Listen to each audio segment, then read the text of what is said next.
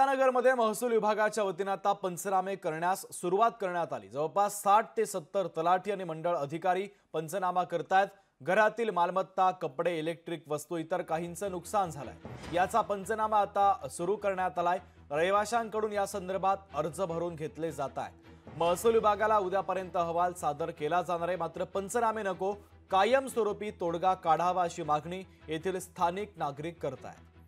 आणि या संदर्भात आढावा घेत संवाद साधला आमचे प्रतिनिधी अमोल धर्माधिकारी यांनी। पाहूया।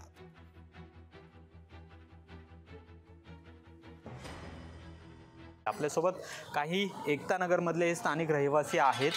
जवळपास आता 40 तास होऊन गेलेले आहेत। काय परिस्थिती आहे तुमच्या भागात? परिस्थिती आता काय तशी सुधारलेली नाही अजून।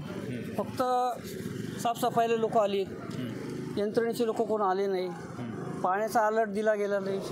कुठल्या सोसायटी एकतानगरीला पूर्ण अचानक पाणी सोडलं तर त्यांनी सांगितलं आम्हाला एवढं जास्त कमी प्रमाणात सोडलं, पण जास्त प्रमाणात आता 20 वर्ष आम्ही तर राहतो, तर आम्हाला कळतं ना की पाणी किती सोडलं म्हणजे कुठपर्यंत येतं।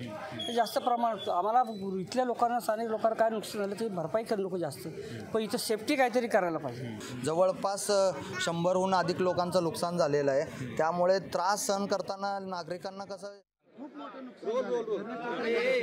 एक मिनिट अमोल सर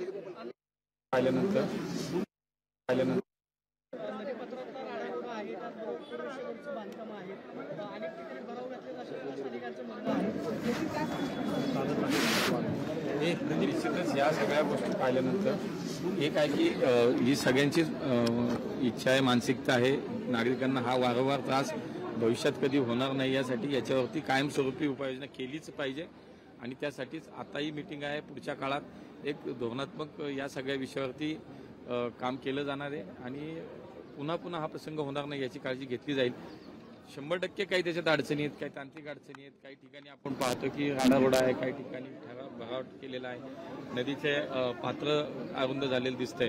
या सगळ्या गोष्टी आहेत आणि मुळात आपण म्हणतो तशी पूररेषा निश्चित करण्याचा एक विषय आहे। सगळ्या गोष्टीचा एकत्रित विचार करून एकदम कायमस्वरूपी या सगळ्या भागामध्ये कधी पाणी पुढच्या काळात येणार नाही यासाठी लोकशाही मराठी ऐका, पहा, जागरूक रहा।